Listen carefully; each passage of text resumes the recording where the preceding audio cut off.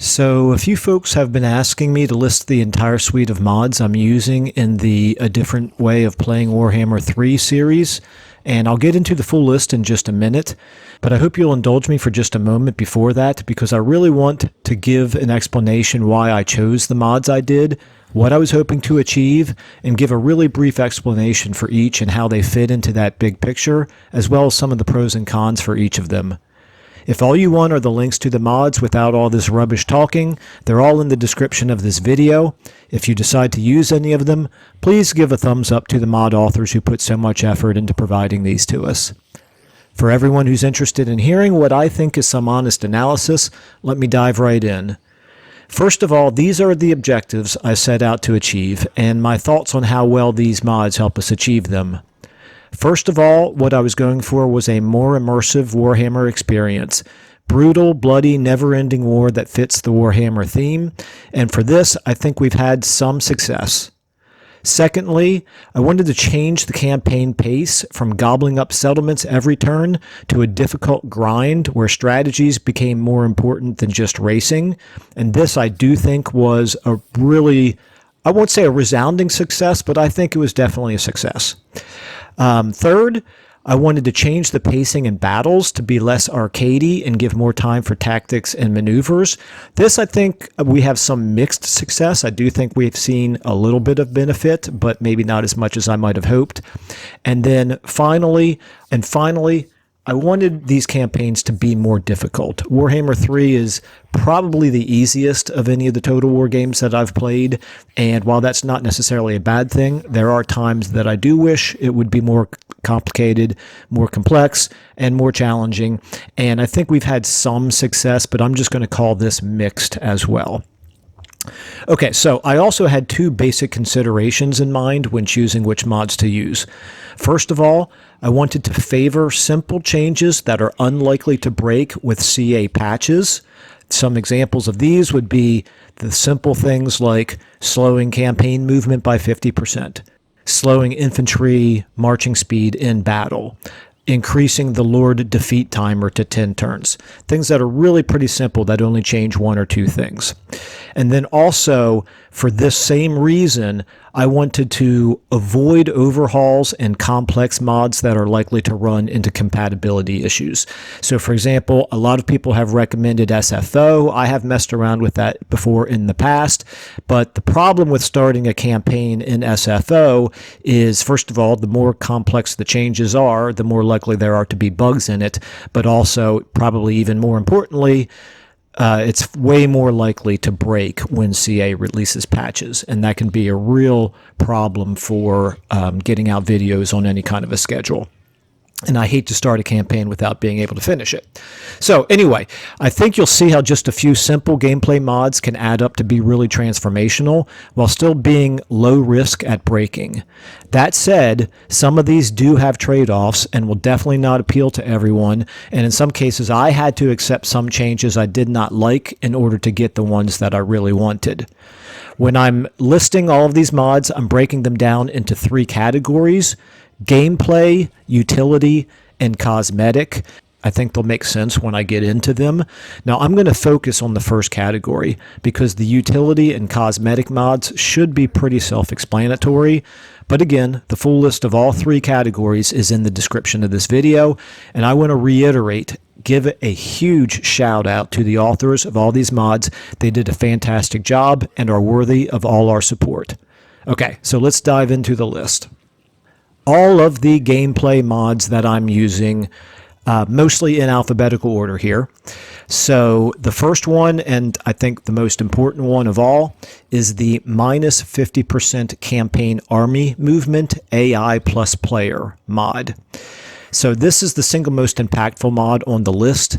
Few settlements can be reached in a single turn, leading to more encounters in the open field and a greater strategic depth. From what I've heard, this is similar to the Old World mod, or I should say similar to that aspect of the Old World mod, but I've not yet tried that one out for myself. This mod is not balanced, which is fine with me, but no doubt will make some factions and starting positions harder than others, which is definitely not going to appeal to everyone. Okay, the second one is Andy's slower movement. So this is the one that actually slows down the infantry marching speed in battles, I believe by 30%. So far, it's less impactful than I expected, but it's still a welcome change. Slower battles haven't necessarily played out any differently than vanilla ones, although they allow mediocre players like myself a little bit more opportunity for micro, which I enjoy. By itself, it gives a slight advantage to cav and ranged units, but those advantages are also largely affected by the longer battles, realistic accuracy, and cavalry breakthrough mods, which I'm going to mention in a minute. Next one is the Garrison Upgrade All-in-One. This is probably pretty self-explanatory. It adds more and better units to the main settlement buildings. It's not balanced as proclaimed by the mod author, although I've not seen any glaring issues there. The next one's a really big one, and it's actually a bunch of mods grouped together. This is Heclius's AI Overhaul. It's a combination of the author's individual AI mods that make the that make the AI behave differently, more aggressively, and with better economic management, and it makes for a more challenging campaign. Now, I'm not experienced enough to know all of the ins and outs of how it changes things. I've seen lots of other people have good things to say about it, and it certainly seems to have some effect as far as I'm concerned. Okay, the next one then is Just Good Babysitter. This is a little bit of a mixed bag. I personally really like it, but your mileage may vary. Units will switch from attacking one unit to another when the first target breaks. It's useful in particular to make ranged, cav, and flying units actually attack when you want them to, when you give them attack orders. However, it does not eliminate babysitting entirely because they'll mindlessly attack the next closest suitable target and often get themselves into trouble. Okay, the next mod is Longer Battles. There's several of these. I'm using the one that's just called Longer Battles, but I think there's another one called Extra Long Battles or something like that. Anyway, this is adjustments to a whole host of values, including but not limited to hit chances, fatigue effects, shield effectiveness, and winds of magic recharge. As mentioned with the slower movement mod, this is one of several impacting battles, and they kind of work together. All right, the next one is the Longer Lord Wound Timer. Very simple mod. This is so that defeated lords aren't back in action within just a few turns, making defeat more impactful without being game-breaking. Next, we have Military Buildings Add Garrisons. Each building that allows unit recruitment usually adds one or two of those units to the garrison. Combined with the Garrison Upgrade and the Scaling Garrison buff mods, it makes for some seriously challenging garrison battles. Next, we have Realistic Accuracy. This is adjusted ranged units' hit probabilities. This is needed to counterbalance the slower infantry movement. Next, we have Realistic Replenishment. This makes casualties much more impactful. No more losing half an army one turn only to see them back at full strength the next. It slows down the game in an additional way, as well as being way more realistic and giving another level of strategic depth. Next, we have Siege Scaling Garrison buff. This gives increases to things like leadership, missile ward save, and melee defense for garrison units, depending on the tier of the settlement, with stronger buffs for higher tiers. Next, we have Slightly Enhanced Cavalry Breakthrough.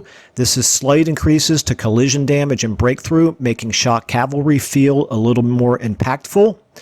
And then finally, in the gameplay section, we have Slower Ladders Climbing 50. This significantly slows down while not eliminating the use of ladders by infantry. It makes attacking walled settlements that much more brutal, which is something that I like, but again, your mileage may vary. All right, so that's it for the gameplay mods. Now, the utility mods, I think, will be pretty common sense here. One of them is the mod configuration tool. The next one is please remember end-game settings. And the third one is save camera settings. I'm using those, so I am listing them here. But I believe the first one, mod configuration tool, is probably the only one that's required. And to be honest, I don't remember which of the gameplay mods actually requires it.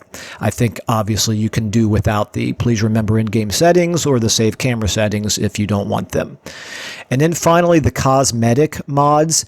What we're using is the alternative unit cards, the building progression icons 3, The campaign weather overhaul, probably my favorite of the cosmetic mods, is one called Dynamic World, which changes the way that things like corruption looks on the map. I really love the changes it makes. Enhanced experience icons, high contrast border colors, lore names renamed to factions. So this is kind of an interesting one that I quite have come to like. It's why so many of the different faction names look different than they do in vanilla. Points of interest with pictures, rotate all lords and heroes, speedy turn camera, tabletop heraldry, which I think a lot of people think looks better than the vanilla, but this is obviously very purely subjective. And then last but not least, we have the unique faction UI. All right, so that's the full list. Please feel free to make any comments down below if I misspoke about anything. If you have mod recommendations in the future, I'm always willing to listen to those and consider them, but keeping in mind, of course, that I am going to try to stick to those two basic considerations that I mentioned earlier, which is favoring the simple changes and avoiding the overhauls and the complex mods. All right, well, I hope that helps. And again, I'd love to hear your thoughts. Thank you so much for watching, and I'll see you in the next one.